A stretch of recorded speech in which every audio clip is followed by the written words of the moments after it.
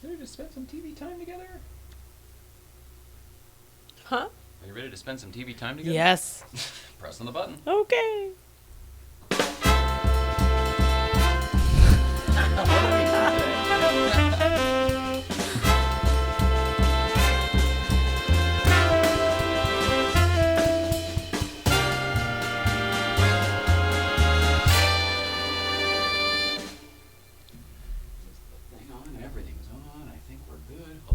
Hello, Mrs. Ryan. Hello.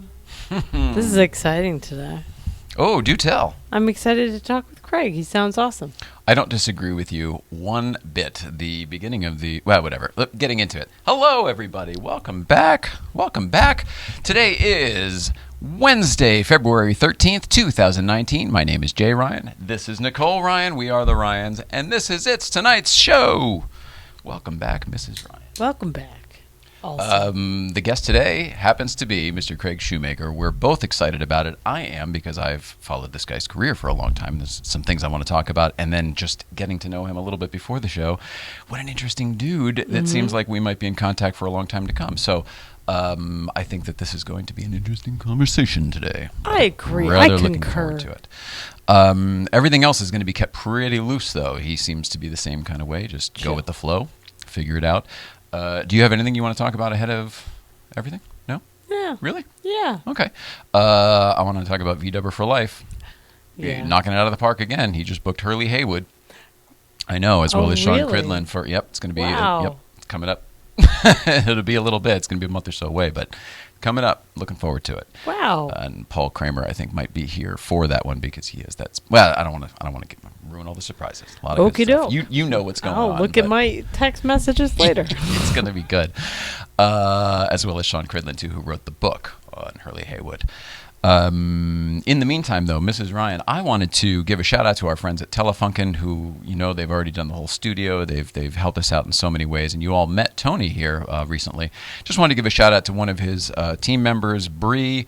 Bree has been helping us. We're changing a couple things, swapping a few things out, and just doing some logistic stuff and adding some equipment, whatever. She's just been taking care of us, and the back and forth is, there's a lot of minutia with all of this stuff. It's all kind of annoying, boring, energy. Technical stuff, and she's got the patience to deal with us through it. So big shout out to them. In the meantime, since Tony was here, they've got shitty weather back east, so this clip is very, very short, but I just wanted to play it so that you can see what they've been up to, which has been a lot since Tony's appearance on this show. Roll it out. Come on, I got it.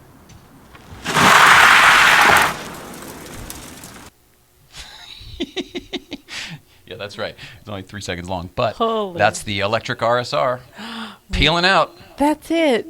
Come on, That's so cool. She lives. How about that, huh? That's fantastic. That's pretty cool for them. That's a big deal. You know what I mean? Look, we've seen a million cars do a burnout in the parking lot, but that one's running. It's alive. It's pretty cool. Yeah, it feels different. It's awesome. I'm excited for you, Tony. All right, Mrs. Ryan, let's see. We talked yesterday on the show about the photo shoot we did the other day. Still can't divulge too many details on that, and obviously can't show the pictures. But we, of course, made a video of the behind the scenes. So Cool. I'd like to watch that if you're into it. Yes, please. I can't remember what we called it, but roll it, Hal.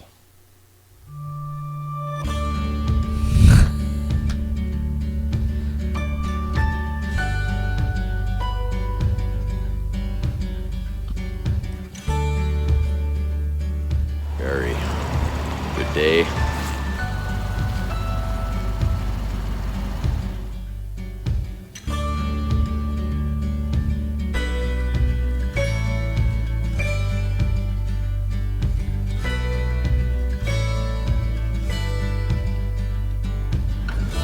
Yeah, I thought I saw a flurry before. Pretty sure now.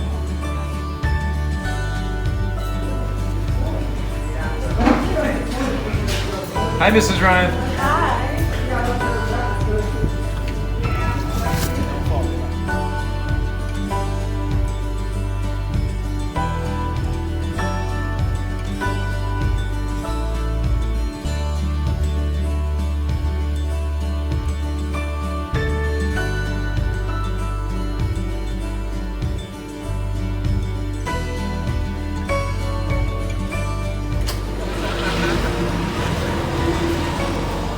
Those are our buddies. Gonna get us out of here safely.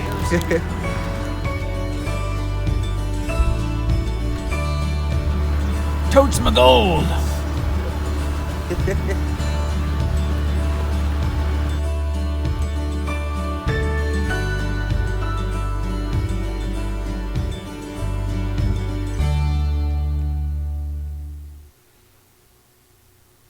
So neat. I hear the gulp of someone who is silently emoting. Maybe, but it was just such a fun day, and the snow part it just gets me every time because I'm not used to it out here. Is that what it is? The snow? I think so. I mean, I'm used to I'm from the East Coast and whatever, but I always traveled a lot, so I was never really here, and I never went up there. So like being in a snowstorm out here is like the coolest. It's magical. Yeah. Let alone that we were at a photo shoot for Yellow Car. And at one of our favorite places, at our little Cheers bar where everybody knows our name. Yeah. All right. So there's that. Let's see, getting right down here. I got a couple more things, and then we'll get on to the news, Mrs. Ryan. Let's check in behind the orange curtain for an ouchie update with Paul Kramer of Auto Kennel. Roll it out. Good morning, Mr. and Mrs. Ryan. This is Paul Kramer, Auto Kennel, behind the orange curtain. Tortuga status update. It looks like it's coming together. They've been working on the bumper and the deck lid. And as you can see, it's painted, no more crease. I'm just worried it's a little too shiny. So, I'm gonna have to go in some dirt and fix that real quick. It is shiny. What? It is shiny. Yeah, a little bit. But I mean, the fact that it's all already back together and it's all, you know what I mean? It's great. Mm-hmm. Shiny we can take care of. Yeah, like he said, it'll be fixed, but glad it's healthy looking. Love that guy. Hope the professor feels better. Hope he's able to drive on that. They got the run next week to the 3PP. Oh, Mid-Century to Palm Modernism Springs Week or whatever. Yeah. All right, so let's. I'm trying to think. I'm trying to think time wise. Let's just do this. Let's get it blown out. I forgot this is our last show for the week, so there is no tomorrow. And by the way, that's a great way to live your life. There is no tomorrow. Do it today. Roll it, Hal. Brooke and the Casbah. Awesome. Brooke and the Casbah, live on a Sunday. Don't rear end the guy in front of us, babe. Kill us. Hopefully she doesn't kill us. We got the sun shining in Connecticut. It's cold as shit. But we going to brunch because, we like bougie sometimes. We like brunch. And I like beverages and that stuff. We just want to give you some love from Brooke and the Casbah on It's Tonight Show. Love you guys. Okay. Was she driving his car? I don't know. After brunch. Brooke has to pee really bad. So Brooke and the Casbah coming to you live from New Haven because we just came from brunch in Norwalk and someone has to pee really bad. But where are we, Mr. and Mrs. Ryan? We are at IKEA. Word. Looking for random shit for the house because someone's moving in next weekend. So we need carpets and fun shit. Love you guys. We gotta go. She's gotta pee. Love you guys. I've been there. I know you're geographically challenged, and most people certainly don't know the Connecticut geography, but Norwalk, nowhere near New Haven, both on the water, but nowhere near each other. So I'm assuming they were probably at brunch. I'm assuming it implies champagne, so there's some drinking going on. And then motoring all the way up 95 to New Haven. Of course she has to pee. Any human being would have to pee at this point. You know what I mean? Yeah. Quit dicking around with the cell phone. Let the girl go pee. Yeah, I'm with you. That's Thanks awesome. for being a trooper. I'm surprised there wasn't another check-in from Hooters. There's a Hooters next to that Oh, IKEA. man. There's one IKEA in Connecticut, and there's one Hooters that I know of, and they're both right next to each other. Of course Anyway, I'm fully caught up, Mrs. Ryan. It's now time to ask the question that is on everyone's mind. Dun, dun, dun, dun, dun, dun, dun, dun. What's going on, Mrs. Ryan? Dun, dun, dun, dun, dun, dun, dun, dun, dun, dun, dun, dun, dun.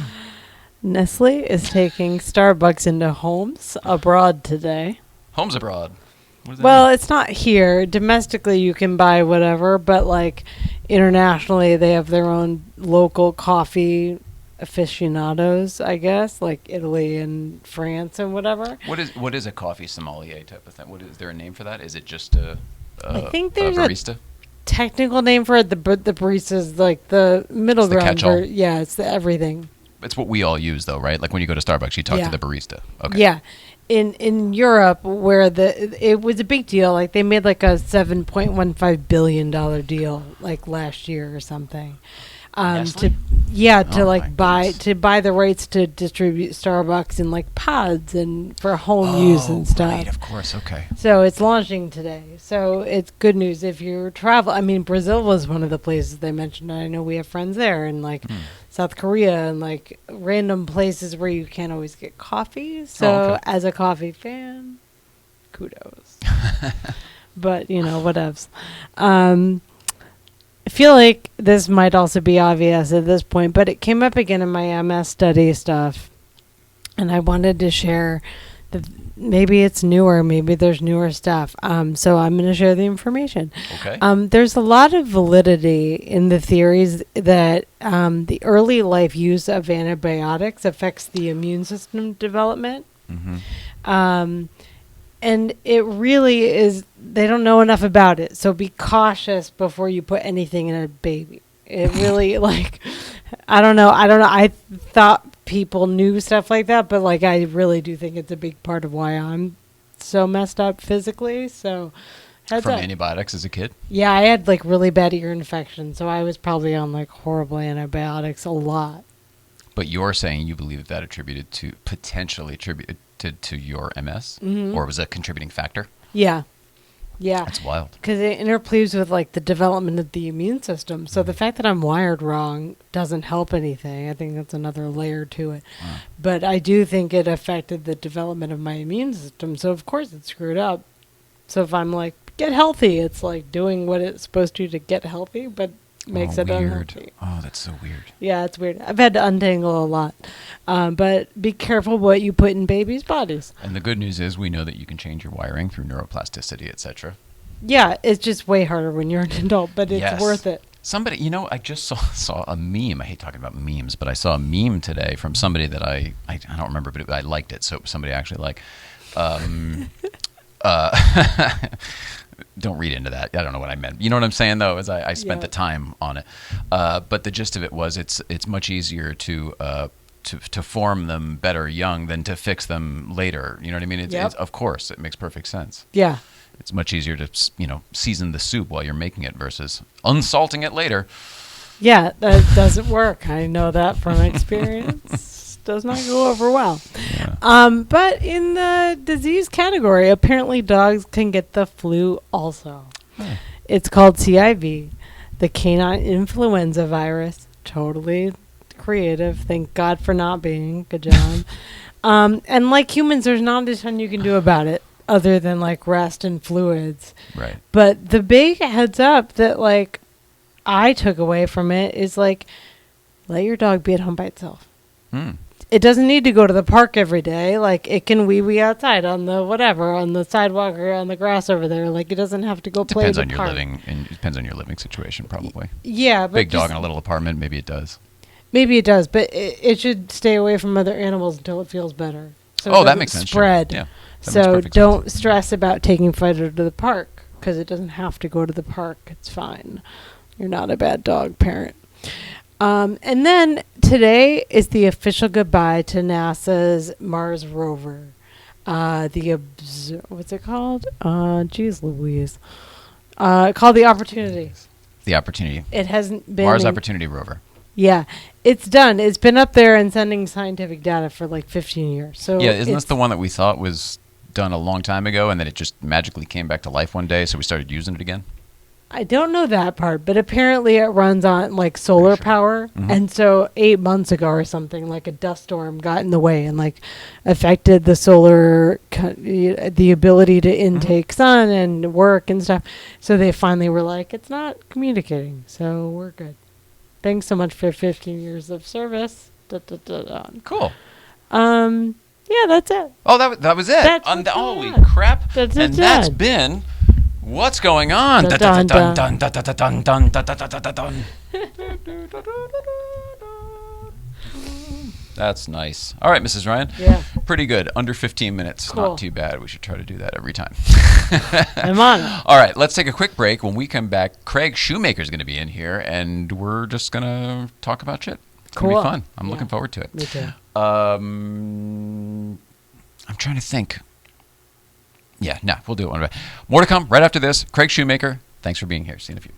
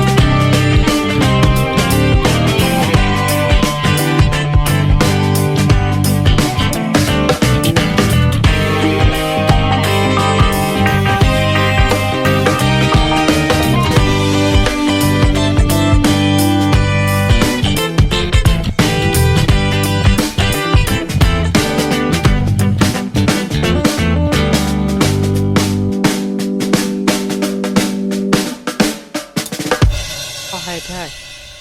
Just looking at your prints and things. You're going to love them. Are we on? We are if you want to be. And we're back. We are here with Craig Shoemaker. What is happening, man? Well, I'm just happy to know that I'm on your show and not the show I thought I was on today.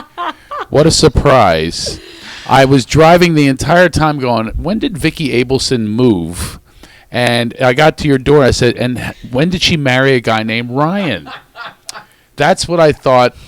That's the show I thought I was doing you were today. Checking in the box downstairs. That's when you saw the Ryan. Yes. Well, I went through my notes. My assistant does the notes. That's the thing. And she didn't say you're not doing Vicki Abelson until next week.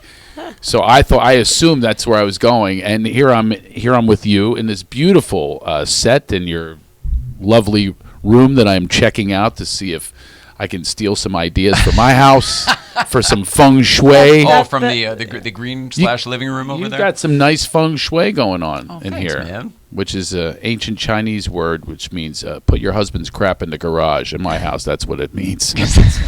Well, you said you're in the middle of, you just had your hardwood floors redone, so you're looking at maybe a minimalist lifestyle. I was thinking about that. I was thinking everything's in a pod right now. I'm thinking about like at night that they pod jack the pod. I'm going to tell them, listen, you can have everything in there.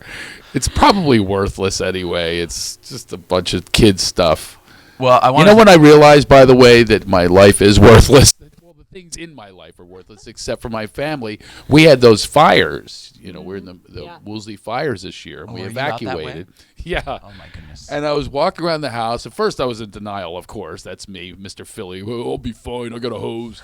You know, I mean, Did you go that route? I'm literally like filling up pans, going, if you throw enough water on it won't come to my house. This is my denial. When I was a kid, I actually thought if there's a tidal wave that I could dive into it. Oh, sure. That's the kid logic, though. That's my logic. Well, it's still my logic, unfortunately, and I'm a father of kids now, so it shouldn't be the logic. So I was going around the house. Everyone left. They all evacuated like they were supposed to, and I'm the stubborn one, wait until the end. And then I saw the flames. I'm going, we better get out of here. And then I'm going around the house going, okay, you got to get your valuables. And I realized there's nothing of value that I have except photographs, and no one besides me cares about the photographs. Do you think that my kids ever want to see me in the 80s putting my fist on my mouth? No. If you want to, I will. do. But I keep it for safekeeping. I'm looking around going, there's my fist in my mouth. It's like, who in the world is going to want to see these? And I'm afraid to throw them away. I don't know why, but I didn't take anything with me except for clothes. I think that's the route I'd have to go. Would you? For the sake of how do you play favorites with belongings, with photographs, with papers, right. with everything? I mean, what the hell? Well, they don't. Nothing. But Nothing they don't actually know you're matters playing anything. favorites, though. They're not going to go to therapy like your magazine cover and say, So you're saying I'm not? "You left hurting me their- behind." I'm not hurting their feelings individually. You played favorites for Seth Rogen. But I personify everything. But yeah, I mean, really, when you think about it, really is human life is, and all the other stuff is covered in insurance, and that's Yeah. that was like one of those moments I went, okay, let's keep it simple. But I'm actually gonna take some tips from you Thanks for that. on my new home. Where should we start out with you? Holy crap. I should probably give you a little backstory on me and say that I have, it's not that I've followed your career, but I've seen you pop up in things that I've liked over the years. Nice. And then just because we're sitting right here, I would be remiss to not bring up the magic hour. Oh, Because I'm the minute. guy who remembers it, for one. Yeah. That How was many one of the people things you remember? liked. You liked my failure. Well, That's I the was only thing you could have obsessed- liked is I my was failure. obsessed with all of the talk shows that were going on. And Yeah. that was, I guess, still the 90s. Was that still the 97. 90s? Yeah. It was quite an adventure for me. Now, what I it was a didn't- career killer. I didn't That's look- why I'm here. You want to get down to brass tacks? I'm here on a Wednesday afternoon, a rainy Wednesday afternoon, in a place I didn't even know I was going to. That's where my career is. When I used to be the co-host of the Magic Hour, I left another television show of my own on VH1 true? to do that show. I thought it was a good career move. What did you leave That to do manager is show? no longer with me. So- What did you leave to do that show? I had a show on VH1 called My Generation. It was this game show, and it was a first virtual reality game show. It was interesting. It would be Pop like culture? Yeah, it'd be music. It would be like Oh. class of '85 against class of '79. You know, who you know, cool. it was pretty cool. And but yeah, so I made this move. They said the initial premise of the show was Magic's not known for being a stand-up comic. What do you mean? So He's not known for his quick wit. He's known for being very likable and Right. very charismatic. the slogan was the smile that stole late night, right? But you have to talk behind the smile. You can't just get out there and go, here, we're going to do an hour of me going, check out Everything- these teeth. Every episode was a photo shoot, it looked like. It was, oh my goodness. Somebody be funny. Somebody be funny. The premise was that I was going to sit next to him and do the monologue speaking to him, and all he did was set me up with questions. It's actually not a bad You were going to concept. be the Metatron, essentially, right? You Yeah. were going to be the voice of the talk show. Pretty much. And so the practice shows actually were pretty good because he would set me up and I knew where I was going, and he would laugh and he'd say a couple things and we back to it's like doing a monologue in a conversation. Right. If you ever watch Byron Allen, he's good at this. I used to love Byron Allen. Right. Well, Is no, this Byron still Allen on? still has that, At late at Comics Unleashed. It's still on? And he puts them on a 3x5 card and he says, so you have 4 comics and it has all the lead-ins to where they want to go to their bits. But it all looks like it's conversation, of which we have none of that, by the way. So he has a blue card of setups? Yes, No kidding. but it's really funny. They're like non sequiturs. Like I'll be on with Bill Bellamy, and Bill Bellamy will say, "Tell me about your kids," and then it'll turn to me, "Greg's been to Costco." So I have a Costco bit, and you run it out, and then he goes to the next one. He goes, "So Jenny, tell me about Woody Allen." And it's, you know what I mean? So anyway. So It's the a magic machine. hour was, I was to tell the jokes, but then they panicked after the suits panicked after the practice shows. They brought in writers from the Tonight Show, the old Tonight Show with Johnny Carson. Members only jacket, mullet cuts. By the way, if anyone's Wow. watching has one of those things, I mean to offend you. It's intentional. It's intentional. Members only jacket, mullet cut. This is not going to be a contemporary writer or somebody that's like in the now. I turned on, called him Sling Blade. Remember that movie? A jutted out jaw, right? That's French how he fry talked. potatoes. He had a jutted out jaw, and I said, if I tell these jokes, I will get booed. And this was his quote. He says, a boo is as good as a laugh. A boo is as good as Johnny Carson loved to be booed. Oh no. That is true, though. But they would write bombs so that Johnny could bomb in the old I days. said, that's Johnny Carson. No one knows who I am, and I don't want to get booed. So he writes the following joke. I'm not kidding you. And he writes the intro. Now, I just won all these awards, Community Year and all this. Backstage.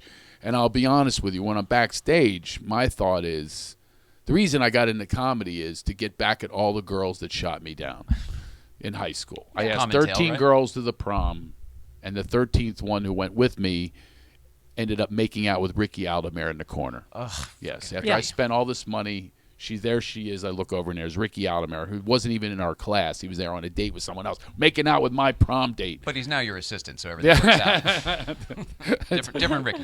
Different Ricky. Actually, this Ricky is, they're all back in Philadelphia. But so I'm backstage, and I'm literally making a list of, I'm going to look, I have my own show now on Fox. I was so excited. Sheila E's the band member. Place is going crazy. That's right, I forgot. Place going nuts. And you see how I look, you know. I just found out that I'm 14% African, but I certainly do not look it. You know, this came from my DNA. I'm gonna. Is this true? 14%? Yeah. So 23andMe. Good for me. Is it really? Yeah. What advantages do I have? Well, none right now. When I found out, I got Spectrum. pulled over by the cops You a see, week yeah, later, right. and the guy says, "Do you know why I'm stopping?" I said, "I think we both know." Oh, I think we know. Hands on the wheel. I know. So anyway, but no one. I look very white, right? Not as white as you. No. So I'm backstage. So just picture this: mostly urban crowd, which is how white people say black. It's so nice of you. they're afraid to say urban? they're afraid to say Jesus. they're afraid to say black, and they always whisper it. He's black. So they were black in the audience. They were black. So I'm backstage and understand Sling Blade starts writing the jokes, and they said you can't tell your own jokes anymore. Oh my God. So I'm back there with his jokes prepared. What's Magic the has reasoning for that? setups. They didn't like what you were doing? They were just like trying to, hey, we have these rights to write us from the Tonight Show. You got to use their jokes. Even though you're going to get booed, and I know my comedy instincts, these are not going to go over well. And I'll tell you the first joke, and you will agree with me. So I'm back there, and he introduces me. In his intro that Sling Blade wrote for him, I'm thinking they're going to say, award-winning comedian. The Magic goes, all right, everybody, let's get the show started with my co-host. Now, here's a guy nobody would shower with. Craig Shoemaker. And I'm back there going, What the fuck? do I come out? It's a live show. And I wanted to poke my head out and go, can we rewrite that, redo that? But it's a live to-tape show. Nobody would shower with me. And I had this moment of going, what was that? Was that intentional? I can't find the humor in it, even from a subjective standpoint. Right. Well, it was an attempt at a joke that he told. Here's a guy nobody would shower with.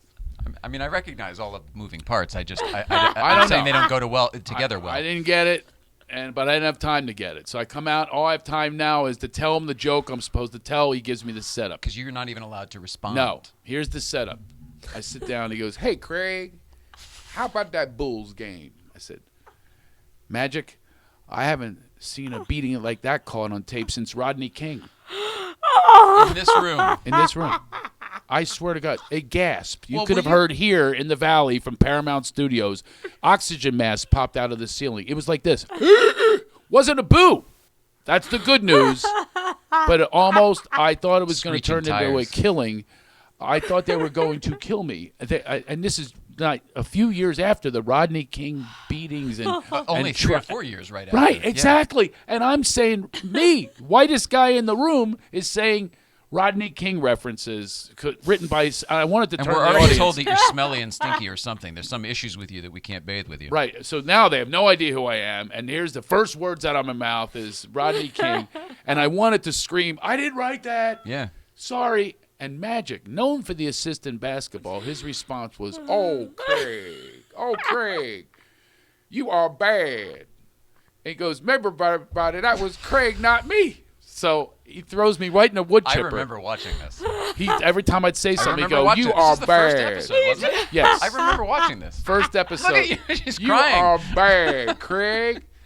And every This time is the only impression I've done all week. He I was, also- oh, Craig, you bad. Oh, seriously? Oh, because I you remember knew about it. So I remember it. I didn't know about it. I didn't look it that up. was I his. remember it. That was his default. That was his default button. It was "You are bad." And then here was the other one. There was a second one. If I said something about a celebrity, he didn't want to look bad. It was on me. He goes, "Oh, Craig, you are bad. Now he's not going to come on the show." And I'm sitting there thinking, "Oh, that's not the reason. That's may not be the right, reason sir. that people are canceling right and left." He couldn't pronounce anything. Michael Clark Duncan was in Armageddon, and he's going, now up next on the movie Armageddon. Now he is from Armageddon. Craig, how you say that word? I say, just say end of the world. It's the end of my career, and it was. Did you just watch it go down? I mean, it's like watching the Titanic, right? That's funny you should use that reference. That's the line don't that mean got it me to- fired. Seriously? I said something to the Philadelphia Inquirer. I said it's like the Titanic, and I'm bailing out with a shot glass. Yeah. And that got across. This was before like social media. It got over here fast. They couldn't wait to fire me because they knew was a. Oh, I had reviews from Tom Shales, the great Tom Shales, the reviewer. I've done specials. I've been in great movies and TV. And my first review from Tom Shales is he looks like a pizza delivery guy waiting for a tip. So that's Well, what. there, yes, because you didn't belong. Why is he still hanging around? Why is he still here? Oh, it was horrible. The first he episode, by the clearly way. wants to leave. And guess who the first guy is? Arnold Schwarzenegger. Now, you have to realize I am this poor kid. I grew up poor, Philadelphia, fatherless, the whole deal. And I'm sitting there going, wow, this is unbelievable. And then I realize these two both don't know how to speak really well. I have to be the UN translator. And they did that Hollywood kiss-up conversation. This is an actual word for word. He goes, Arnold, the reason I had you as a guest on my premier talk show, you make a lot of money for a lot of the needy people. Folks, don't he give it up for the needy? People are cheering, yeah. No, Magic, you're the one to give all the money back, right? Am I right? He's got the AIDS awareness, the Magic Johnson theater in the hood, in the California. Come on, Arnold. You're the one with them Special Olympics helping those needy kids. And I'm sitting there thinking, how am I going to blend in? So I lean over. Special Olympics. I almost gave a buck to a homeless guy. Ain't that change for a 10? Oh, Craig. Oh, Craig, you are bad. Now the homeless guy's not going to come on the show. That was the only joke he had, but he remembered it apparently. Oh, yeah. So, As I recall, his memory was an issue too. well, Or it appeared that way. what was funny was... I don't want to make it into a Magic Johnson No, bashing no, session, it's not but a bashing session. This was 20 years ago. What too. I love about him is he's admitted this was not a good concept. It was a failed concept. By the way, done by people that don't know what they're doing. That's what I was going to say. That was who presented it. That's who produced it. They didn't know what they were doing. They thought they pulled in the right people, but it wasn't him. He shouldn't have been doing it. He wasn't qualified to do it. It's not his thing. He's a guest, and maybe Right. he's an analyst for basketball, but not a talk show host. And he'd be the first to admit that. It was, but I'm the one that went down. He still owns TGI Fridays all over the country. Yeah, he's and fine. I'm here. Back to welcome. this again. He's slumming it with us. I mean, No, you have a beautiful place here. Thank you for that. Just right there, you Oh, mentioned. Craig, you are bad. Now they're not going to have you back on the show. You're going to be on the show. You know what's the bummer about that story? And it is really a bummer. Is I'm doing an impression, and it's the best I can do. I do Arnold. I do a lot of impressions. But when you do a black guy and you're a white guy. But you weren't doing a black guy. You were doing. I know, but some people, because they're so sensitive now. Oh, yeah. They think That's it's a different- racist yeah. because, but no, it's the best I can do at imitating him, and that's the Of that story. guy. It's kind of a bummer because it puts a little dampening on the story, which I think is a funny story. Agreed. And obviously your wife does. She's getting tears. Hilarious. Crying. Is that normal? Is that normal? Tell me the truth. no, not this level. Okay, good. I like to take things to another level. All right. Well, because you did such good impressions, and it's everything you just talked about of like comedians like worry about offending, blah blah blah blah blah. Right. And like I'm personally of the opinion of like fuck it, like what you're signed up for, you know who you're getting, like Right. it is what it is. And I know my intent. And there's no And that's the whole thing. When people call someone racist, sexist, bigot, whatever it is, and many times they're correct. Mm-hmm. In this case, they're not. And then they try to go for it, and they go, no, you got the wrong guy here. I'm on your team, because I really am anti-racist, anti-bigots, I'm for gender equality. That's what I stand for, like, every day. Mm-hmm. So if you're interpreting something else, it's probably your projection. Yeah. Agreed. That's what I think a lot of people do is they Nobody are their can own. hear that, though. When the people I speak politically sometimes, I don't even like to call it politically. It's just ethically. I'm talking about ethics that I'm disagreement. I'm not in alignment with some ethics of certain leaders. Right. And they're like, you hate. Yeah. No, you're projecting that. I love my children so much that I don't want them to grow up like that. Bravo. Yeah. And they can't understand that because they hate. That's what they're coming from. They have resentment and unresolved issues. Was that always your position? Was that always your outlook and did you always have that warmth toward life? No. What's great is, and this is where another space I try to come from is, it's not my opinion on this. I was one of those people. Right. You know what I mean? I before, some transformative things took place. So I'm trying to say to them, get out of the cult. I have, I always not blame, but I do believe it's all about patriarchal rule. So it's not a Democratic thing. It's not a Republican thing. It's patriarchal rule has destroyed societies. And following of that patriarch, it's obedience. It's getting in line. I'm writing a book called Get Out of Line and Into Alignment. Ooh, so once I got into my own alignment, that informs me. Right. They'll say, you're listening to too much MSNBC. No, I don't watch them. I listen to myself. I was just about to say, quite frankly, you end up not having to listen to anything, and you tune it all out. That's exactly right. And people don't realize that we really do have this source, this light, this divineness. We have the answers all inside of us if we get all those distractions out of the way and listen to it. If you're in your own alignment, it's going to inform all of your decisions in all of your life. And it drives me crazy that people... they'll attack me for it, or they'll project onto me what they think I'm saying. I said, no, this is what I'm saying. Right. And the good news is, and I do this in my comedy, this is a big transformation with comedy, is I share my experiences, not my opinion. So, I just told you an experience and no one can deny. Right. No one can deny. If you watch that show, that's what happened. Right. So how can you be angry with something that I'm just sharing with you?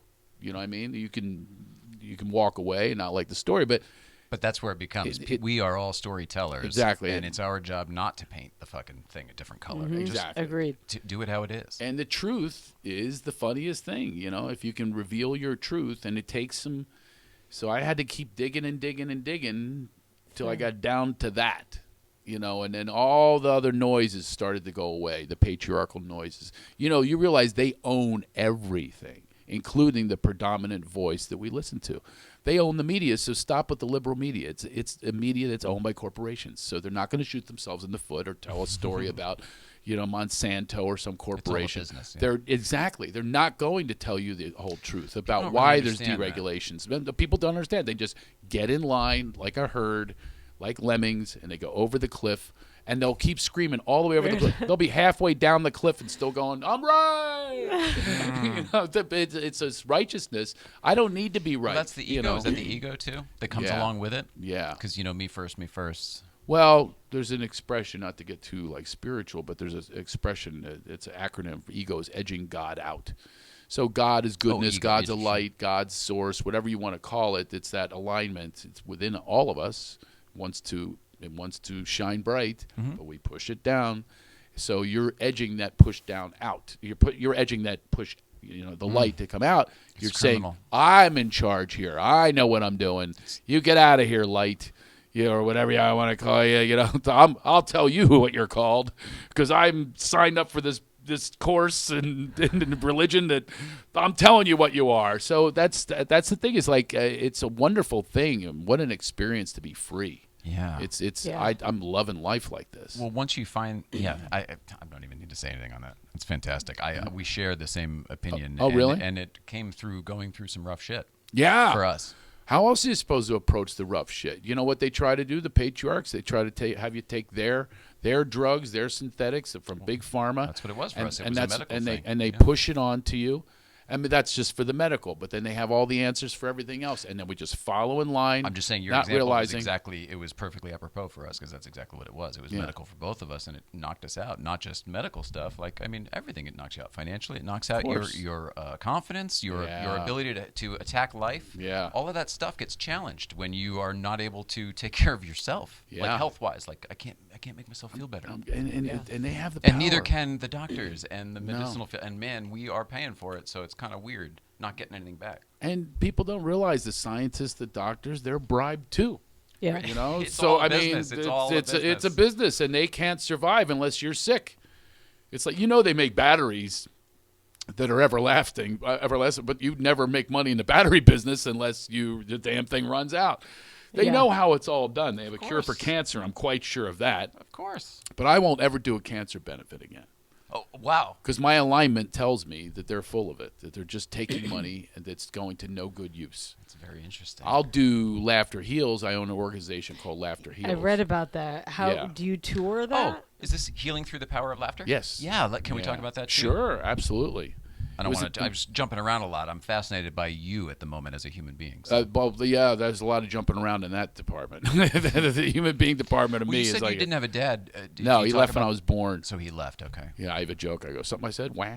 Oh no, it's good too. See, when you're on a talk show and you want to be organic, you have to say this is a joke. You can't, you know what I mean? It has to be organic because you don't want to do any joke from your act. So there's the rub is, so the spontaneous ones, you don't have to do the apology. But basically, yeah, I had to set that up. I go, this is a joke for my act. Yes, he left when I was born. And obviously comedy was the way to deal with that pain of the missing father. And then he became a cult leader. And So you know who he was? No, I know him. I was in the business with him for a little bit, the mule business. Me and my 3 roommates, we would go up every weekend from Philadelphia to the Pocono Mountains of Pennsylvania. He had a Where business. all you have to bring is your love of everything. There you go. Oh, you know the Poconos. I grew up in that area too. You Yeah, I'm did from not. Connecticut. Yeah. Oh, okay. So you went down to the Poconos? We got there. We apparently were on the same cable system to get the commercials for the Mount Airy Lodge and all of the other beautiful Mount Airy Lodge. All you have he to was bring right is- next to it, Pocono Ventures on Mules. If you went to Mount Airy Lodge, you could have taken a mule ride and had it was seen in the Pocono- brochure. My mother was the type of person who would go to those places. She frequently. did. You probably didn't have a lot of money. No, and there's a lot of other issues. It's the blue collar honeymoon capital of the Northeast. Yeah, they would go heart-shaped regularly. pools in the room, not a tub, a pool in the room. Champagne glass. Champagne tub in glass, the suites. which is 10 feet high. I don't one- want to tell you why I know about all this stuff. One time, you don't want to know why I know. One You time, want? I had- can't tell you on the show. I had my can't. 11-year-old nephew, and his dad died, and I took care of him. I said, I promised his dad on his deathbed I'll take care of him. And so I took him there, and it was a honeymoon campus. So everyone on the campus had to be on a honeymoon or a couple. Right. So I had to hide him in the room because they would think I was, what does it look like? Sure. Got a little buddy with you. It was the worst. So I leave the room for a minute, but I got room service. I'm going to go down. I said, you do whatever you want to do. So what does he do? He gets in the 10-foot high champagne glass jacuzzi. Clear, by the way. And it's 10 feet high with bubbles. So the gist of it is, you can, if you're in the main room, Yeah. you look up at the bottom of the champagne And top the bathtub. bottom of his ass. I mean, his Right, ass, his right, bare ass. right. And room service comes, and awful. imagine The this. little They're used to, kid. here you go, the couples, here's your honeymoon. And there is this kid with bubbles on him going, hey, I'll have a steak. I mean, it was Another horrible. bottle of Oh, Dom. it's horrible. And then my Always. dad was there that weekend. He popped by. I'd see him every few years, and he has this cult of women. He had called it his harem. But so you did know him throughout. He just I knew him. wasn't He would close pop in your back life. with a new scheme every few years. Like, Oh, is a grifter type. yeah, he would actually tell my mother one time, he says, hey, you want your child support? Check. You got to invite your big-breasted friends over. I'm selling bras. And he had this bra meets Amway, like this pyramid operation. Sounds I like hadn't an seen angle. him in years, and I looked in the living room. He's smoking a pipe with my Aunt Dottie, Aunt Fran, all the divorcees, Aunt Barbara. And I'm looking in, he's smoking a pipe, and he goes, Do we have the same family? You mentioned all the same names even. he says, hey, turn around. Don't be shy. All the women are in bras. He goes, look how it lifts and separates. No. This is the 3-class model for a full-figured woman. No. He goes, it's just you women and me. Come on, turn around. Nope. And I'm 7 years old. I'm looking at him going, this guy is like, he's either nuts or a genius. He's one of the two. He's got women in bras in the living room. No. And then he's talking to him like Jerry Stiller. Notice how he talks like the hey, dummy. That's why he always called me dummy. That was my name, dummy. Hey, dummy. And he whacked me in the back of that. Dummy, I need you like Custer needed more Indians. And that would make me come back more. I'd try so hard to get him to love me, my mother to love me. That's, obviously how I got into comedy. Yeah. So I'm getting a tour of the Poconos. This one time, it's, big comedian from Hollywood. They have no idea that I know this area very well. Oh, my gosh. And the guy goes, over here, Craig, you got your racquetball. And over there, you got your quoits. You know what quoits are? He goes, I'll never forget. He goes, oh, my gosh, there's A.J. Shoemaker and his harem. What's that nut doing here? And I got to go, that's my dad. Oh, my God. And he walks up. He goes, this looks good. He steals my complimentary cheese tray. I'll take it back to the girls at the ranch. Judy loves Gouda. He takes my cheese tray, and then he shows up at my show. I'm signing autographs, and he's greeting them after that, going, tell him who the real love master is. Now he's trying to go glom onto my fame, and he signs them up for mule rides. Of course. No. So the next morning at 7 a.m., Stop. get out here. They're all there to see you. Come on. I'm tired. He's like, come on. The people are taking a mule ride. He signed them all up based on Ride with the Love Master. So that's a little glimpse of what I come from, which I see in your eyes. You're identifying with. You're either identifying with it and going, wow, I'm not that bad anymore. No, it's the former. Yeah, it's the former. I came from a similar background. Yeah, and so when people... It's amazing to be here, isn't it? Hashtag grateful in every possible way. That's exactly right. I totally agree with you. It's because people go through worse things medically. You hate to use the word survivor, but truly, I was alone too. My mom, no help either, no love, hasn't spoke to me in years. So this is like, it's amazing. This is like really got to build this resilience in this way of life, and trial and error, a lot of fumbling, stumbling, rumbling, and crumbling. All part of the process, though, to get to the other side. It makes this, yeah. And that's where I am today, which is just awesome. I mean, and grateful and humble. Yeah. I know that I didn't get here on my own, and I know that that I got a gift to give to people, and that's what I just do now. But it's not about me anymore. This is a perfect transition getting that into attention. Healing. The power. Healing powers of laughter. By the way, you'll notice I have. I will wander in different directions. I think we covered 19 topics that I never finished just in that one sentence. Craig, tell us about Laughter Heals, which I told you nothing about Laughter Heals. No. We were just getting to it now. We're always a lot of bobbing and weaving. I was just told, by the way, that I have Asperger's. I had no idea my whole life. I would put myself way more on the spectrum than you just having this conversation right now. Really? Mm-hmm. Yeah. I don't know you that well yet. Well, there's the no filter thing, which that's me. Mm-hmm. Yeah, I have no filter, and there's so many things. Do you have weird quirks though? Do you count things? Do you have weird things? Obsessive compulsive type. I have some weird stuff. Like the other day, I own a production company, and we put something up on this deck, this pitch deck, up on the screen, and I turned into a PowerPoint for everybody else. PowerPoint, right, okay, for the regular people. Yeah. So I was trying to figure out, and here's a little quirk. Spelling and grammar. You ever see A Beautiful Mind? Yeah. So I'm looking at this thing and going, well, our next point is, and it comes up to me like this. You need a possessive. And it's all, I can't even listen to them anymore. I'm going, comma splice. And and I'm like A Beautiful Mind. It's all I can see. Yeah. And so I think that's Asperger's, which look. My family's so happy that I have this diagnosis because they're going, finally, we know what's wrong with them. Yeah. It all makes sense. And now they're reading them off. They're going, got it. It's like baseball cards. Need them, got them. And it's symptoms. So I have all the symptoms. But, and by the way, not a victim to it. I'm happy about it. I laugh about it. It's a superpower, in my opinion. Yeah. The things I'm able to do and the things I'm able to focus on, the things I'm able to design and see that other people can't see. Yeah. To me, I'm able to use it as a by the positive. way, let's take note that I noticed it. Yeah, you did. What was the first thing I said when I got here? I started Other looking. than I think you're at a different podcast, I'm in the wrong place. and you're not who I thought you were. What day is it? Poor think Nicole, you're a she greets me at greeter. the door, and I have no idea who's greeting me at the door. None. She gives me this nice hug, which I am a hugger, but I'm going, oh, okay, maybe we met before. I had all this stuff going on in my mind, and I thought I was going somewhere else. But as soon as I got here, what did I notice? I noticed all the detail. Motif Yeah. and design. Yeah, exactly. Yeah. Where you were going was actually, we've had Gabe on the show here. He sat right there as well. He used to write for this stuff. That's as well right. Back in the I'm old sure he days. had a lot of great stories about that. Yeah, that was his. Yeah, I was Mainly, going he to, talked about watching the Magic Hour. That's what they all were watching back It's all then. everyone wants that was to a talk creative wellspring. Let me tell you that. I don't want to go back to that, but was it Tommy Davidson after? Was that? Oh, was it? Because there's like 2 more weeks where it lasted a little longer. Yeah, after I got. They ended up But putting me in like the fifth segment. I was supposed to be the co-host. They ended up yanking me in the middle of the show. By the way, I didn't tell you about that part. No. Day 3 in the middle of the show, Magic goes, "We'll be back after this," and apparently that didn't include me. They whispered in my ear, "You're going to come off the couch now." Get the fuck out. Oh yeah, and I'm going, what?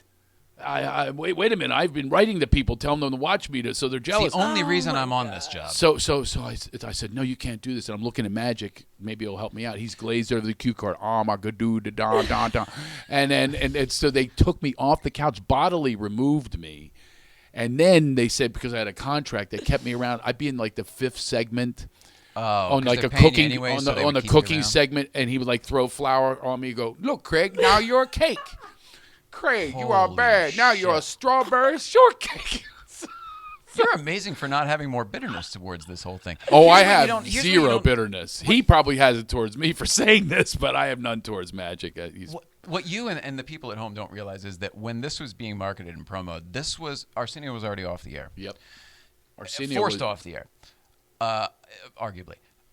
This was supposed to be the new Arsenio. This was supposed to be the new Young Show. This Remember was that. supposed to be the new Urban Yeah, Show. absolutely. It was supposed to be a big deal. Well, sorry we went back. You to know, that. I'm really into supposed to be a joke. authenticity, and one of the things that was the problem with it wasn't authentic because he's not qualified to be a talk show host, and B, they brought me in to be the white guy. Which you are qualified for. Well, yeah, 80. But who wants that job? 86%. I don't want to do But that job. but no, I mean, Especially that's not you. I mean, that's you look around our set. We're all about color bars and equality, and everything's the same. In fact, you can't have the other ones without the other ones. You know what I mean? The red is not the red without the green and the yellow and the blue. I wasn't going. Maybe you have Asperger's. I wasn't going that far. Oh, we know. And you know that I do go that far. So Yeah. when No, I it know. comes to you're not the guy to be the white guy. No. you're the I'm everybody. We're all the same guy. It's just it was just a failed concept. All But right. laughter heals. Yep. I would say right around that time, I did a movie called The Love Master, and it's based on this character that I do, the Love Master. It's this Lothario that I developed when I was in high school because all the girls would use the F word with me. I was always the friend. I was 5'1" in high school, 92 pounds. No pubic hair. It was all awful. I hated it. You're a nice And buddy. I was the The best just friend. the geek. Yeah, I was that guy. They would have posse pee, you know, when they pee together. They took me with them. That's what a geek I was. You were perfectly safe. Me oh too. yeah, Me I'd be too. sitting there on the I saw tub. every girl in high school change. Oh, I hated it. Didn't you hate that? I mean, they're and they talk about all these I was guys. proud of it. I wasn't smart enough to know that I should have been doing other things. No. Well, I was sensitive, we wanted, and I was not like, the- I related wanted to to them. be the one that they spoke to and the one they could open up to, and Whether I wanted to be or not, I totally was. and that guy, sometimes too. you're actually getting further than a lot of the the other guys, right? That's Because at just least it. I'm in Then the bathroom you're with making them. enemies with all of the jocks and everybody else who wants to be scoring with these women. You're actually watching them, these girls, because you're a kid. You're cock blocking them Yes, in the weirdest way. in the weirdest way and an 'Cause you're their unintentional girlfriend. way, exactly. And but you're a dude still.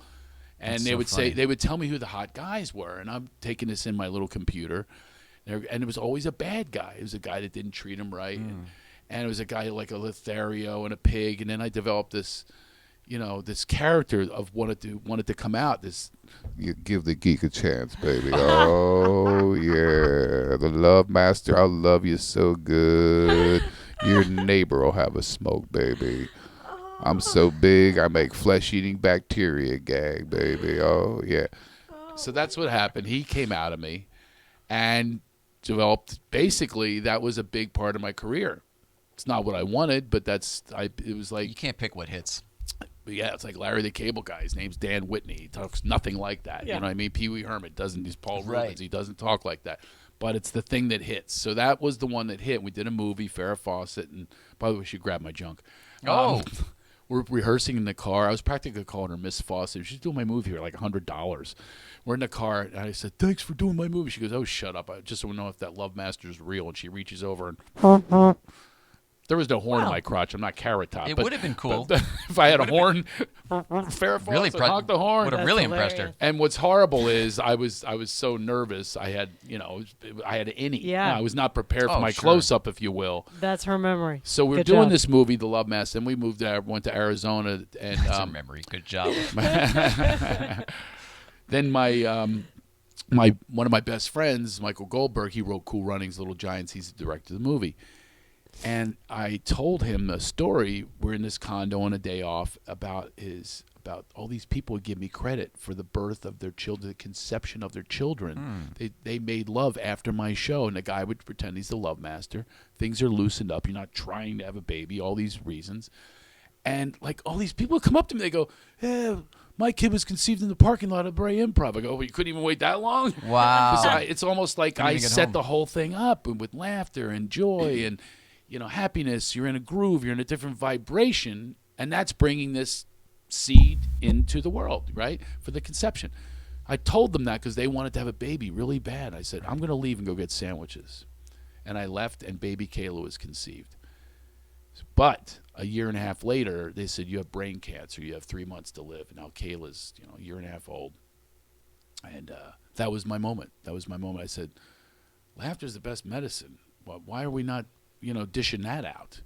Why are we not looking at comedy clubs as pharmacies? Why are we not looking more into the healing powers of laughter? Why am I not reading Norman Cousins or Patch Adams?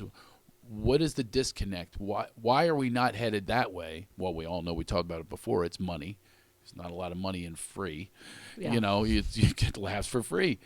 So I started Laughter Heals. It was for Golds. It's his nickname, Golds. And he went to all of in the Valley, this cancer facility. I developed something called a guided laughitation, where you don't need jokes. You just have to choose, like meditation, to laugh. I could do it right now. You're laughing just at me smiling, and that's how contagious laughter is. I think this is energetic, what's going on here. Right. You're vibing on his It energy, right? Yeah. I don't know what it is. I don't know how it's aligned, but something that feels right. So I listen to you better. Yeah. It's that connection. It's a divine connection. And you can't interrupt it if you allow for the flow. And that's what I started teaching or sharing with people. And You mean like how to stay in the flow? Yeah, he would be, and the best. This is the hardest part. The 'cause best disruptor of the stuff that prevents the flow is laughter. It's the best. It's the most. It's a connection to your heart right away. Obviously, what it does to your mind, body, your spirit. Or as I say, my favorite movie, The Wizard of Oz, is Scarecrow, Tin Man, and Lion. That's who they are. They're mind, body, spirit in alignment. Yeah. And so you got to work on all three. But we worked on these things with the people in this cancer facility, and believe it or not, the caregivers are almost worse than the patients because they were Not so almost. frustrated. What do you mean almost? Yeah, you're right. I agree with you fully. I was trying to, soften it. We're authentic. I mean, this is how you feel. I happen to feel the same way, so I'm all about telling other people that. Well, because people with cancer are going, no, come on, a caregiver has it worse than me. I'm about to die next week. Okay, so it's what, different. There's different. Yes. It's a relativity issue. But I say obviously. worse in the acceptance. How about that? Worse in the acceptance of what is. Yeah. Because the caregivers, the husbands especially, were really angry at me for even trying to introduce laughter into their lives. My wife is dying. And meanwhile, the wife is laughing and participating in her own recovery. She's made her peace. He's still working on it. Exactly. And by the way, when you're that person in the situation, you don't want to leave all your people. You don't want to be that. Right. Yeah. But something comes over and it comes into you and it takes over, and all of a sudden your perspective shift, and whatever was important, your priorities completely invert, like flipping the hourglass. Whatever was isn't, and whatever used to not be and you never thought would be becomes the most important thing in the world. Exactly. So Golds would show up at all those. One of my prescriptions was, I told the audience, I said, comedy, comedy, comedy. Go to comedy clubs. He would go to comedy clubs. And he lived 15 years past the 3-month prognosis. That's awesome. Because laughter, the other thing it does is it gives you reason to live. If you're not laughing, what's the if you live in a depressed state, if you just stay in that state, isolated, not connecting with other people, Yeah, you go, what's life about? You know? Right. What am I going to live for a couple people? Nah, see ya. And these this things isn't worth around it for me, me. it's Yeah, not worth these it. things, no, not worth it. So it gives you hope. It gives you joy. Hope for, and even hope for joy. And he lived 15 years, and I visited him in hospice in the valley, and he was dying. Bunch of times he was, by the way, but he laughed all throughout, even at his conditions. The guy were shooting him with drugs all the time. It was just awful. But he stayed alive. His daughter got to know him for those 15 years, which she normally wouldn't have known him whatsoever, even though he was sick. And I visited him, and he was in a coma. And again, instinctually, I kind of respond instinctually to things and my feeling and my spirit. And I said, I think he really knows that I'm here, because he was staring. But you were right. He was. I'm telling you, I haven't even heard the story yet, and I know based on the way you're telling me because I can feel the same thing. Absolutely. When people were in a coma, they can hear. He was in one before, and I knew he could hear him. And I asked him when he got out of it a year later, could you hear me? I remember his father, his stepfather, was going, look at him. He's a vegetable. Look at him. He goes, you're not even related to him. I have to be his stepfather. Look at him. He's a vegetable. He's useless. And I go, Irv, he can hear you. He can't hear me. And I said, he can hear you. And a year later, I said, could you hear me? He goes, yeah, I could hear him. I said, and actually it gave him a break from helping people too much because he was a real codependent guy like me. That's what So everyone anyway, says. Everyone says the same thing. Yeah, about because that, they get about a break. rest. They're going, oh my God, I have no pressure. Rejuvenated. They have no pressure whatsoever. So he's in this coma, and I said, Golds, I don't even know if you can hear me. I said, I don't know what else to do. I'd love to help you. I said, you're sitting there. I said, you want me to jerk you off? I said, I've never done anybody but my own. I said, we're going to get a little handy. That's a riot. And we filmed it for the movie, by the way. And he came out of a coma, and he goes, he And, laughed. and stayed out or just laughed and went back in? He laughed. No, he didn't go back in, but he was like kind of out of it. But he came out of that and kind of was like, what's going on? But he did laugh, and he said my name. He called me Shooby. And then he passed away 3 days later. Oh, my God. And I said to myself, you know what? We did all we could. We gave him as much to live for as he could and introduced new ideas to that concept. We have a concept in life of it's off. It's just off. Yeah. It's out of alignment. Really off. And we brought that to him, and I was I felt fine when he passed away. I knew that just having I have a that feeling knowing. you probably have that knowing, that awareness within you now too. You know what I mean? Like gone is not really gone. Either. No. Yeah, there's And that. It's the end of his suffering, which is great. That's I mean, it's exactly. such a and positive thing. that's another thing with that. When you have it that bad. If the people around can get over it, you know what I mean? Then it's really it's almost a beautiful thing. It's like, oh look, you turn in the page. Yeah. Exactly. Yeah. I've been there for a few deaths. The other day I went for an intervention. A death intervention? Oh, no, drugs? Alcohol. And boy, that Heavy. was heavy. And it was heavy. Not wanted. It's not like you walk in and she was sitting there. She had beer and cigarettes and these gigantic new wounds on her arm. And it's not like she's, you walk in. I was there with 5 people. It's not like she's going to go, oh, been waiting for you. Oh, my God. But this thing came over me, this knowing came over me. And I literally, and I don't know her that well. I got on her bed, looked at her eye to eye. Like you're talking to an animal, you want to come down to their level because she was like a wild animal. It's all the same. People Yeah, don't it's all the realize. same, and we need more divine connection, which I'm actually quite frankly feeling with you guys. Same. Yeah, agreed. Oh, cool. All right, Safe House. Can I talk about Safe House real quick? Safe House. I'm bringing it out because for You're two pulling reasons. out all my '90s. I know, but here's what. Who's ever watching? I this want is you to what know I was watching. have other things that I still do to this day. I have other credits. Great movie called Middleman, Parks and Recreation. Oh my gosh, all the big stuff okay. you're known. I thought. See, in my mind, you're famous for that stuff. In my mind, people know you for that stuff. No. Is that not true? No, I am rarely stopped in the streets. Parks and Recreation was a huge show. Yeah, but I was only 2 episodes. I never actually played a kind of recognizable character, but still, it's not.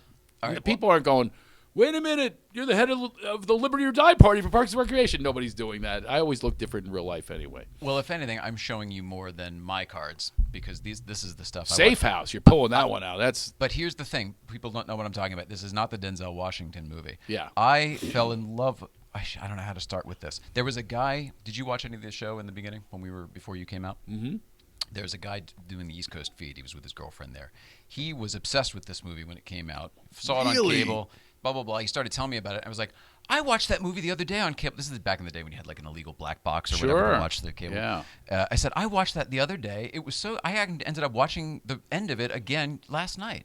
And we had this whole conversation about it, and he was into Star Trek at the time. The reason that this was coming up was Patrick Stewart was the main character. Captain Picard. And you might actually like it because I think that his daughter was from, wasn't she the girl from, or not the daughter, but whoever comes in is the girl from Father of the Bride? Father of the Bride, right, yes. Kimberly Williams. Kimberly, Kim or who's whatever, married yeah. to Brad Paisley now. Yes, exactly. absolutely. The gist of this movie is great. It's this guy, and you don't know if his reality is Alzheimer's? Yeah, exactly. Is it real? Is he paranoid or is it real? He's we're told that he's a former special ops kind of Right. guy who's got just a house full, the safe room and the guns and the whole Yeah. bit and all the security and footage, and essentially almost like I liken it to the Pink Panther. Back in the day with Peter Sellers. I was Kato, the Kato. You were he was the friend who would keep him sharp, keep his acuity. We would have like pretend fights and gun fights, and I'd break in and stuff like that, and then it would be Keep revealed. him on his toes. It would be revealed that it was and- really a Okay. squib. It wasn't a real bullet, and all this kind of stuff. And I was supposed to be. I had a bigger part, by the way. Was there a lot of you in that movie though, in that character? Because that's what They let it me- seemed like. I thought that would be. Boy, I bet he's really like that. Well, they let me. They did a let me lot of do impressions. Yeah, they let me do that, and I would kind of come up with the dialogue and stuff. There was a lot of it was cut though. It was a little disappointed because it didn't have the best through line that it did have at first, but they needed to, I guess. You got to trim for time and stuff like that. But it's funny. With the ultimate demise of your character. Is that what you're talking about? Okay. Well, yeah, but which happened, but there were scenes that more led up to that. But Okay. anyway, they edited them out. But the You're in it quite a bit, though. I mean, I Really? haven't seen this in a long time, but my haven't- memory is you were until Patrick certainly Stewart, important. though, was. I'll tell you. You want to hear a story about Patrick Stewart? Please. So now I had watched him, for years as Captain Picard, and I know him as this regal Shakespearean actor, and I'm this, comedian playing the Chuckle Hut in Wingaloogie, Michigan. You know what I mean? Like what the hell am I doing there? I'm not a thespian. I've got plenty of acting credits, but I'm not like his level. I think a lot of these guys, they show up on the set and they go, "Hey, De Niro, what's up? I'm Yeah. Pacino." Like they're hanging out and they already know that they're tennis players. This Right. guy's going, "Who is this guy going to play the lead with me?" So already we're off on a bad start because he thinks I'm a comedian. So this made it worse. I do an impression of him. Oh, So they said, "Go do it for him. He'll love it." So I walked up to him. No. Make it so, number one. wow, that's And he- really good. And he too. looks at me. Yeah. Go do your little comedy skit elsewhere in El Segundo, wherever you go. And I never heard of El Segundo, but literally that night or the next night, I drove by El Segundo. I never heard it before. And every time I drive by there, when I'm on my way to Hermosa, I always go, El Segundo.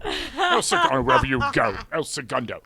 So he was annoyed with me to the point where they said, we had a big fight scene, and they said, "Do you need we have stuntmen for you." He goes, "I don't need a stuntman. Do you, Craig?" He challenges me because he knows that he has to win the fight. I'm going, "No, I don't need a stuntman." He's playing me. I'm going, "Okay." And meanwhile, this is after They're, breaking shit all over the house or the Oh, pool yeah. and everything. You know what I Oh, mean? yeah. Total destruction. Major fight, by the way. Yeah. So no stunt. That is me. He kicks me into a fern, and he goes, "I think we need to take two." So Holy shit, he was just beating you up. because why were was you it? a dick when you were before this enlightenment or this alignment? I was wise assy. I pulled him Well, you're a aside. comedian. I said, "Yeah." I was trying to loosen him up. I don't like regal. I'm not that fan of. I'm not that.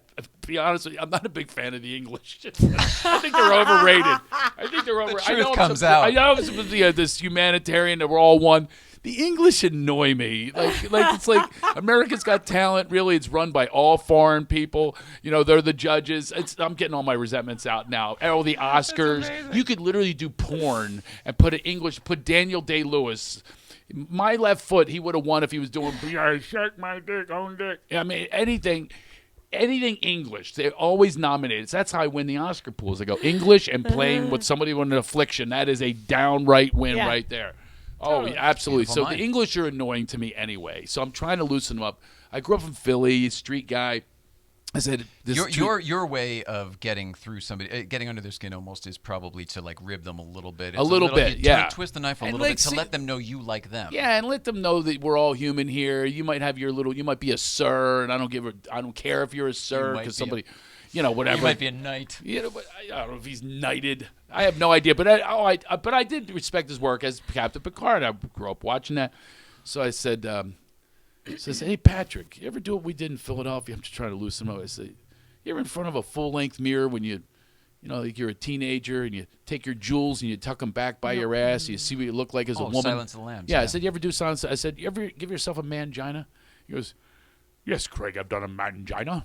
Every man has. You're naked in bed. One leg goes over. It disappears. You now have a mangina." I said, "Wow, this is great. I got him right where I want him." I said, "You ever try Rocket Man?" He goes, "What's Rocket Man, Craig? I'm intrigued." I said, "Well, if you're circumcised, you tuck it back into the launch pad and you go 5, 4, 3, 2, and you got Rocket Man." He goes, "Let's go home and do Rocket Man." I gotta try Rocket Man. Let's finish this up. Rocket Man, engage. So that's the reason he beat me up. Watch the movie and watch me go into the fern. That is absolutely real. He kicks me in the head, and then we did 5 takes of him kicking me in the head. I vaguely remember a potted tree. "Okay, Craig, get up. Time for take 5. So it's funny you should see. Those are the ones I pulled out? Yes, it is funny because, when you do these interviews or things, or you're, social media, I'm not going, "Hey, check out Safe House. Check out the Magic Hour," if you can find it on YouTube. By the way, I think somebody, Special Ops, erased it. Oh, yeah. You can't find any of Armageddon. Well, Magic probably owns all that shit, right? Didn't he own the show? Well, I don't know. Probably Fox did, but things did not go well. But anyway. All right. Well, positivity. Let's talk about another failure of mine. No. Those were the only two. It was Safe House and Magic Hour were the only 2 things that I remembered from the night. This was my time. That's your time, yeah. My dad had just died. That story I told you had just happened. You know what I mean? Like I was underdeveloped, quite frankly. Yeah. If that makes sense. So I was watching a shit ton of television and taking it all in to the point where I can talk. That's when I did about those it at the 2. same level. Do you ever watch Fresh Prince of Bel-Air? Yeah. Sure, of course. I was in a very special episode of that. I'm surprised I wasn't. And Were you in the quotes, very special episode? I was. It was when he got drunk. I don't know if you remember this, and he died. And well, I'll tell you what happened. So he's at this fraternity party. He's trying to impress Tyra Banks. "What's up, baby?" And he's drinking shots to go head to head with this, football player. And he ends up in a cemetery, and I'm the guy that guides him through, the ghost that guides him through. But it's really a special episode because it was a lesson. It was an after He really wasn't special, dead. Yeah, he really wasn't dead. And there's Robin Quivers from the Howard Stern show. She was a guest star in that episode too. So holy crap! But literally, I've never been recognized from that either. My grandmother turned to me, my pot smoking grandmother. She goes, "I watched it. You weren't in it." I said, "I was the boxer, Nana." "Come on, let's do a toke." That's amazing. She could wet that joint. Like, you had to wring it out after she was done with it. She would wet that joint. Do you smoke pot? Not anymore. Yeah. Did you used to? I mean, you said recovery early at one point, too. Well, I don't respond to it like other people. And, I keep hearing about this new pot. But they're all saying it's much stronger, though. It made me. Oh, well, but it doesn't have to be. It could be anything you want it to be. Oh, yeah, theoretically. So, but it made me, it just heightened my paranoia. It didn't work for me. I actually would smoke it with the intention of ending up like these comics that seem smarter. Oh, like a Kinnison or like a no, or more the cerebral guys, like the cerebral guys, Carlin, like a Mitch Hedberg, Stephen Wright. Beautiful. You know what I mean? Like, you mean just going out there? Well, you look at them like a Stephen Wright, and you go, "Oh my God, high led to that writing." So smart, all the connections. Is that true? Is that where his stuff comes from? Well, what I'm saying that's is what your my mentality was? idea was that's so I wanted to be that smart guy, and also when you're high, everything's funny. But you read everything's it, brilliant. You read it the next day though, and it's absolutely what does spam sculpture mean? Make sense. It makes no sense whatsoever. Yesterday. And you're spam sculpture. You gotta be kidding me! No, wait, don't say it again. I can't breathe. You're freaking me out. So that's what it did to me. That's old school pot, and I'm not really interested in going back there anymore. Yeah. My wife smoked a joint in the backyard a couple months ago just to check that out because she hadn't in a while. Yeah. So I said, report back to me and let me know what's up. That wasn't a loaded question. I was never a pot guy. I used to drink and whatever. But she, when she got MS, after she got tired of doing the shots and all the other stuff, we started looking into the medicinal cannabis, and that's why I've been bringing it up. I used to be uncomfortable talking about it because I didn't know anything about it, and it was illegal. And Nancy Reagan told me it was bad and all this stuff. Oh yeah. The patriarchs are going to tell you it's bad, and they put you in jail, and you're jailed for it. I wasn't willing to risk it because I wasn't partaking. So why would I even fucking talk about the stuff? Nowadays, I see the effects it has on her and how it's actually able to allow her to walk and stuff. Did you know that there's a credit you didn't know about? I did one of the first movies, if not the first movie, to try to shift the laws. No, I don't I know didn't anything know about that. it. Oh, totally What movie? baked. You got to see it. No kidding. It's this bawdy romp through the world of marijuana. It's a potumentary. And it all came from my son. I was singing that song, I'm a joker, smoker, midnight toker, Steve Miller. And he goes, what's a toker?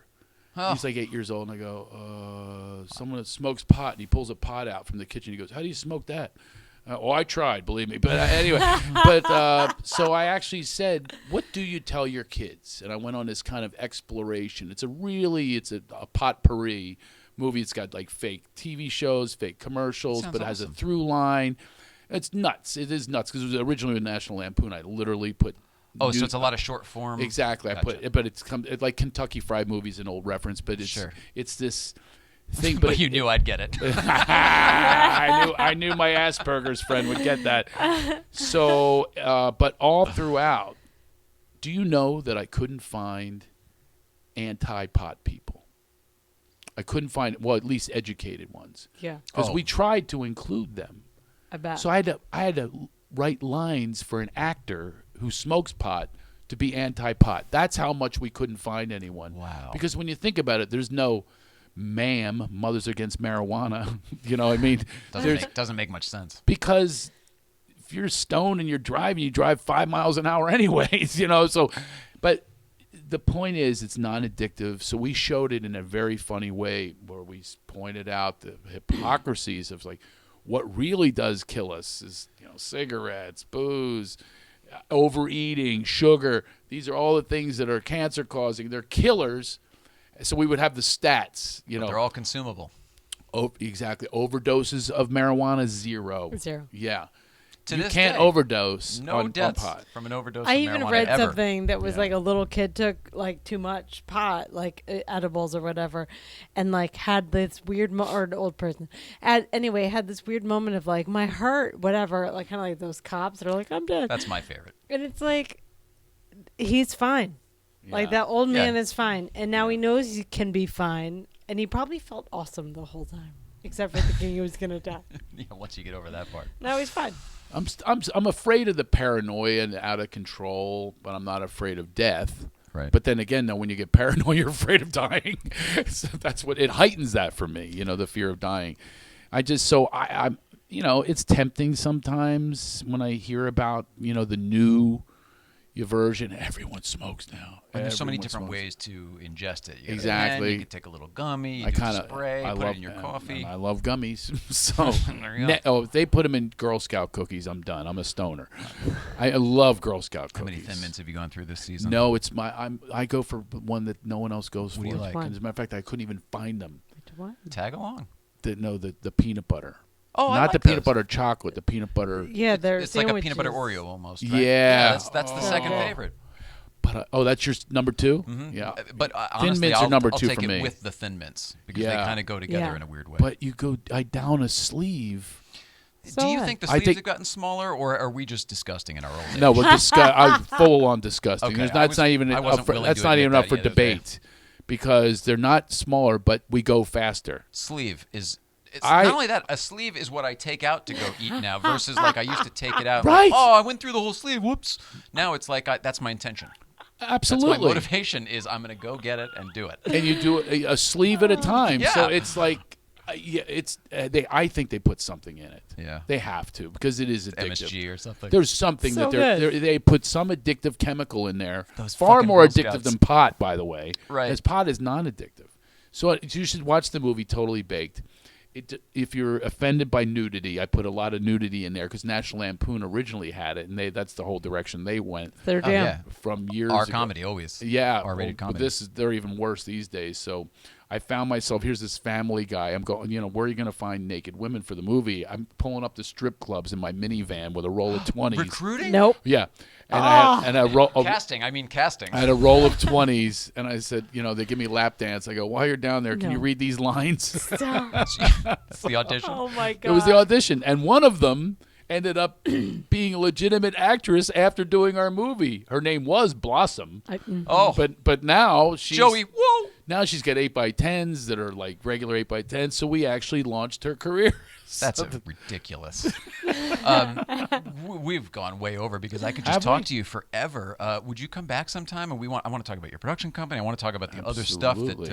that you've actually done that that isn't from the 90s. Laughterheals.org, by the way. We just we just did a performance for a benefit for the first responders to give them a gift Awesome. because they're under stress, for helping us with the fires, and they loved it. They said we need more of these. Where did you do it? In our area where the fires were, and they need comic relief. So many people do. So we have specials coming out as But I mean, well. were you in a high school gymnasium? Were you in an auditorium? Oh, Where no, did you? real small place. Oh, cool. No, we wanted it intimate. We wanted to meet them. And Awesome. They loved it. They took pictures with all the comedians. Fantastic. And they had a really great night. We donated the food and their beer, and we just had people Sounds donated 2 great. Laughter Heals so that we can do more of those. And so I'd encourage people, give us $10 or something. Every little bit. Yeah, and we go to cancer facilities. We help drug rehabs, wounded warriors, and these are the benefactors of these Laughter Heals workshops as we train other facilitators to do this. You don't need jokes. And we go in. Facilitators. I like that. It's awesome. It's one of my little coin. Good job. I got a good job over here. That's why I wrote it, to hear one good job. There you go. So what's the umbrella? Laughterheals.org is That's where that you can one. find And then everything. CraigShoemaker.com. I still tour. I tried retiring, but I am back. They want you out there. You're still Awesome. acting too, right? Yeah, still acting. I've got a bunch of stuff there and just did a movie in Nashville. But, yeah, the touring is something. I hate touring, but I do love making people laugh. There's the rub. I also hate Well, you're giving a social gift now media. too. You have a different motivation. I than you understand used that. to. Exactly right. It's like I'm handing them a gift. Okay, so, but you sound like a bragger if you're saying, come see me. I'm really great. You see, the why I Yeah. got out of it was that. I don't agree, want to but- promote myself. I'm trying to learn that because we had the conversation before. In my opinion, the guy at the desk can't sell the show for the same reason that I'll you're sell talking it. about. Is that my camera right there? Yeah. This is an incredible show. It's an organic show. They didn't ask me questions ahead of time with some big prep. They're not going over my bio. They absolutely went with the flow. I have done a lot of television. Are you looking at me right now, folks? I've done a lot of television. I was the co-host on the Magic Johnson talk show, on the Magic Hour. So this is credibility that's speaking to you. And I am telling you, you should pass the word to other people because they're not going to brag about themselves. I will brag about them, okay? So you've heard my speech. Now go off and you spread the word about this show. And that's it. Good night. That's right. And then your production company's going to buy it and you're going to put us on the television. That's absolutely right. So we will get you on On the television. TV. We'll get you seen because you need to be seen. It's a fun show. It's different than any other show that's out there, even with a stolen microphone. And this is what people need to see more of. They need to see relax and chill. And we go all sorts of layers and Yes. depth because life isn't just about, I have this happen on Instagram. This happens a little, not that often, but she says, stick to comedy. You hate, there's no more politics. I said, so you're going to command me to, like, I said, no, I'm not in a box, okay, honey? And by the way, I said to her, I always catch them, I go, wow, fortunately, one of the great presidents, Ronald Reagan, didn't listen to people like you because he was an actor. He was an actor. What if they said, keep acting, shut up and keep acting? He never would have been president. So we can say whatever we want to say, and that's what you brought to this show. So CraigShoemaker.com, that's my promo of myself. Go there and see where I'm touring, hopefully in your area. And tell me that you saw me on this show to tell me that it was worth my hour drive. There we go. Sorry about the drive. That was social a media? joke. How do people find you on social? Oh, In the social media too? I need Craig Shoe at Craig Shoe on Instagram, okay? You take off the maker. By the way, it's Shoemaker, not Schumacher. It drives me nuts. Hello, Mr. Schumacher. This is a car show. I've been very specific to say Shoemaker because Thank of the you. the famous Ferrari driver. But people do it all the time. You make shoes, you don't mock shoes unless they're Crocs. Mock them all day long. Right. you know Well, what the holes are for? And you're a straight K. It's Shoemaker. Shoemaker, So you take Craig Shoe, and I'm the Love Master on Twitter. But I can't get a check mark on Instagram. Maybe after I'm on the show, I'm going to submit this to Instagram. Right. And when they see that I did, what's the name of the show? It's tonight's show. Tonight show. That was a joke. That's a comedy. You're hilarious. Yeah. Okay. So that's if you, follow me. I want to see how many more followers. I'm going to check Shoe. now. Is anybody watching right this minute? No. Okay. Tonight. It's tonight. Yep. It'll So be I'm up going to tonight. check before it goes on, and I'm going to check how many people followed me after. Oh, boy. Do you follow me? Yes. Okay. Oh, now we know. So I'm going to It's see. Porsche Life 111 is our thing. Okay. I don't think I do. Rude. You don't follow me? Well, No. at least I know I'm going to get one. Yeah, maybe. Maybe.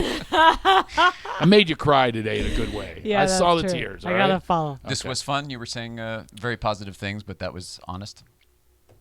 What do you think? You think I just I made think that so. up? Hey, I'm doing my shtick now. It seems shticky from a person who's not good at taking praise. Does that mean? You know what I'm saying? Oh, You're somebody who you and I have that in common. Yeah, we have a You lot really? in common, I am finding. There's no question about that. And that is another one.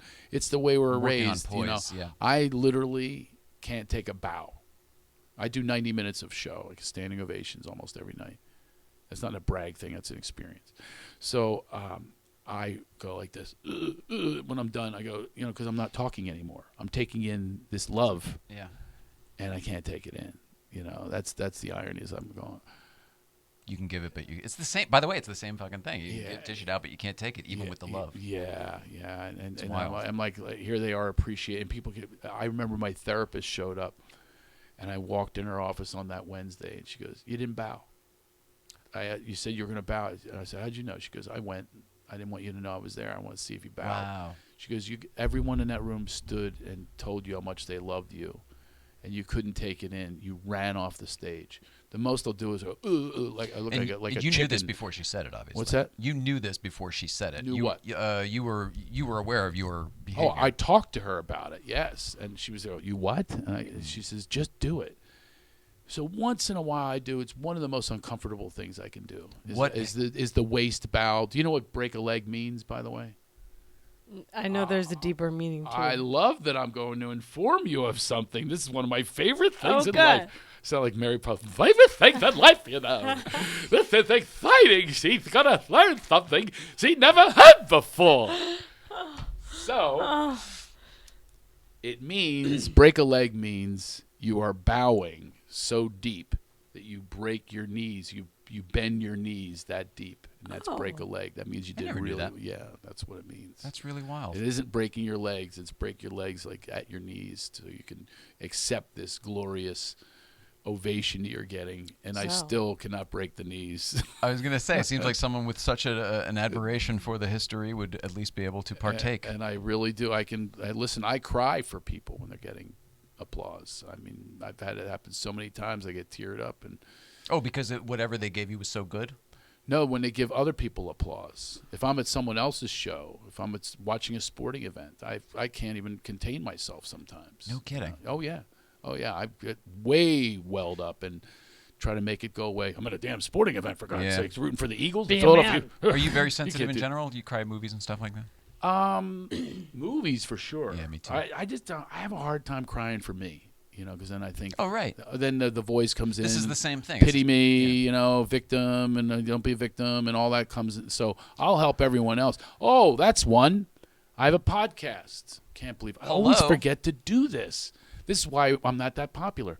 So it's called Dr. Craig Shoemaker. Can I help you? It's me helping people, and I talk. I'm going to have you two on the show. Please. And we Can't we wait. talk about stuff, and woven into it is usually saying either we're helping someone by sharing our experiences, or I'm helping that person directly, or they might even be helping me. But that's the whole purpose of it is let's help one another. It's awesome. Right. Get to a better space in life. So it'll be funny. It'll be crazy. I don't have major guests because I don't care anymore. I don't promote it because I don't care anymore. Whoever's supposed to hear it is going to hear it. I love it. And that's I'm planting those seeds out there, and we'll see how much they grow. I love this. It's not dissimilar. Yeah. We are on so many similar pages. It's crazy. Although you have a very- much nicer set than I have. I have just a little Tascam machine, and I. We lucked into the furniture, and we tried to this started with a dining room table and 2 microphones, like any other podcast. Okay. And one thing led to another. This stuff became accessible. We already had some stuff. We all put it together, and then it really looked like Kramer's apartment. Really looked like Kramer's apartment because they just did, our mid-century thing and this stuff. So we had to build the whole studio and go nuts. That's why. If you're looking for prints, by the way, These I are all have people a- she used to work with. So Oh, these are all, This okay. is all stuff from her old office at work. I have a guy, you might even know who he is. He's probably one of the top 3 celebrity photographers of all time, and we're actually about to launch, so you're hearing it for the first time, next week on Facebook Live. As a trial, me and Timothy White is his name. He's some of the best photography you've ever seen, and it's called Fully Exposed, and it's the 2 of us telling stories about Hollywood and the people he's worked with, the people I've worked with, and how the picture happened and the publicists This that is they had to amazing. deal with. Yeah, My So dad he was a and I- commercial photographer. Oh, really? That's what he did. You should check this out. You should check his work out, Timothy White. I'm not. See, I think I I've could- worked with him. Yeah, I was going to say over Tim the White. You sounds probably familiar have. to me. He's done. When you see his work, it's ridiculous. His client list is incredible, and so we're starting a show. It's at the Sunset Marquee in this corner that he goes into every night. Anyway, he holds court. It'll be people stopping by and celebrities, and we're just gonna go riff. 2 guys that are very experienced in the business, just having sounds fun. great. Yeah, I hope so. We really love one another. We just met, and it was instant. Love So that. you have this energy about you then. Well, You're open to it. yeah. I mean, I had no intention. I thought I would have a good conversation with you today. I was expecting that, but I didn't expect a connection. Does that make sense? it makes Delighted for it, but I yeah. wasn't expecting it. It's funny how when you say something like that, people always apologize. In Philly, they'll go, "I'm not being gay or anything, but a connection." You know what I mean? Like, they always do that. But now I'm getting to the point where it's kind of similar to working on the applause, where thank you, and I can accept Yeah, that, and I the understand poise. that. I'm working on the poise. Yeah. We both need to. Yeah, We need to exactly. know each other just so we can therapize each other. Yeah. It's a new Nicole's word. going, It's a yeah, new word. true.